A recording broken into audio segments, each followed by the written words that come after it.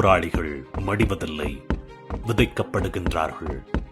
போராளிகள் விதையிலிருந்து ஆலமரங்கள் முளைத்தெழுந்து வருவதைப் போல கிளைகளும் விழுதுகளும் பரப்பி பெரும் நிழல் தரும் மரங்களாக மாறுகிறார்கள்.